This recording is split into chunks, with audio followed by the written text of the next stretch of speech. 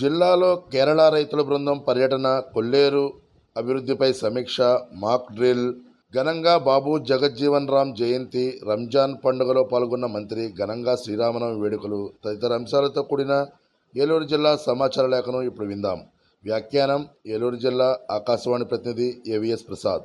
ఆంధ్రప్రదేశ్ రైతు సాధికారిక సంస్థ ఆధ్వర్యంలో రాష్ట్రంలో ఆంధ్రప్రదేశ్ ప్రజా భాగస్వామ్య ప్రకృతి వ్యవసాయం ద్వారా జిల్లాలో అమలవుతున్న ప్రకృతి వ్యవసాయ క్షేత్రాలను పరిశీలించిన కేరళ రైతుల బృందం తొలుత వెంకటాపురం గ్రామంలో దేశీ విత్తనాలతో 16 ఎకరాల్లో సాగు చేసిన వరి ఏ గ్రేడ్ కంపాక్ట్ బ్లాక్ను పరిశీలించి ప్రకృతి వ్యవసాయ విధానంలో వినూత్నంగా వరి గట్ల మీద పంటలను వేయడం గమనించిన రైతుల బృందం రసాయనాలతో సాగు చేసిన పంటలను కూడా పరిశీలించి వ్యత్యాసాన్ని గమనించారు.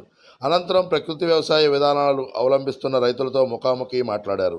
లక్ష్మీపురం గ్రామంలో 10 ఎకరాల్లో పామాయిల్, కొబ్బరి తోటలో అంతర పంటలుగా వేసిన వక్క, మిరియాల పంటలను పరిశీలించి అనంతరం వేంపాడు గ్రామంలో ఏపీసీఎన్ఎఫ్ అధికారులు ప్రకృతి వ్యవసాయ 9 సార్వత్రిక సూత్రాల చక్రాన్ని ప్రదర్శించి ఆ సూత్రాల వెనుక ఉన్న శాస్త్రీయ దృక్పథాన్ని వివరించారు. కొల్లేరులో టూరిజం అభివృద్ధి ప్రత్యేక కార్యాచరణ చేపట్టి స్థానిక ప్రజలకు కూడా జీవనోపాధి మెరుగుపరిచేలా చర్యలు చేపడుతున్నామని దెందులూరు ఎమ్మెల్యే చింతనేని ప్రభాకర్ అన్నారు. ఏలూరు రూరల్ మండల పరిధిలోని మాధవరం పక్షుల అటవీ సంరక్షణ కేంద్రంలో టూరిజం అభివృద్ధి చేసే కార్యాచరణపై ఫారెస్ట్ శాఖ మరియు పలు శాఖల అధికారులతో జడ్పీ అతిథి గృహంలో దెందులూరు ఎమ్మెల్యే సమీక్షా సమావేశం నిర్వహించారు.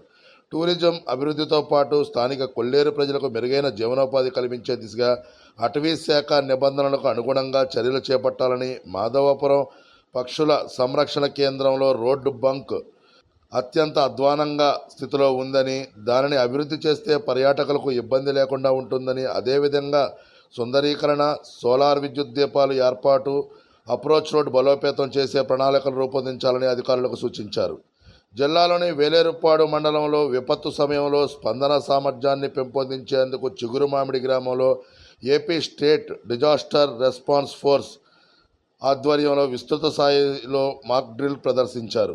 ఈ మాక్ డ్రిల్లో రెవెన్యూ, అగ్నిమాపక, వైద్య, పంచాయతీరాజ్, విద్యుత్ శాఖ మరియు జిల్లాలోని పోలీస్ శాఖల సంయుక్త భాగస్వామ్యంతో ఈ వినూత్న కార్యక్రమాన్ని నిర్వహించారు. ఈ మాక్ డ్రిల్లో విపత్తులు సంభవించిన సమయంలో ప్రజలు ఎలా స్పందించాలి, సంబంధిత శాఖలు ఏ విధంగా సమన్వయంతో సహాయక చర్యలు చేపట్టాలి అనే విషయాలపై ప్రదర్శనలు నిర్వహించారు. భూకంపం, అగ్ని ప్రమాదం, వరదల వంటి విపత్తులను దృష్టిలో పెట్టుకుని శిక్షణా కార్యక్రమం నిర్వహించారు.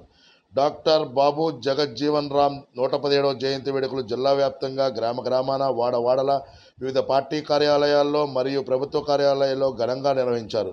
ఏలూరులోని ఫైర్ స్టేషన్ సెంటర్ల వద్ద గల బాబు జగజ్జీవన్ రామ్ కాంస్య విగ్రహానికి పొలవాన్లేసి నివాళులర్పించిన అనంతరం జిల్లా కలెక్టరేట్ గోదావరి సమావేశ హాల్లో సభా కార్యక్రమం నిర్వహించారు. పవిత్రతకు, త్యాగానికి, మత సామరస్యానికి రంజాన్ పండుగ ప్రతీకగా నిలుస్తుందని రాష్ట్ర గృహ నిర్మాణ, సమాచార, పౌర సంబంధాల శాఖ మంత్రి కొలుసు పార్థసారథి పేర్కొన్నారు.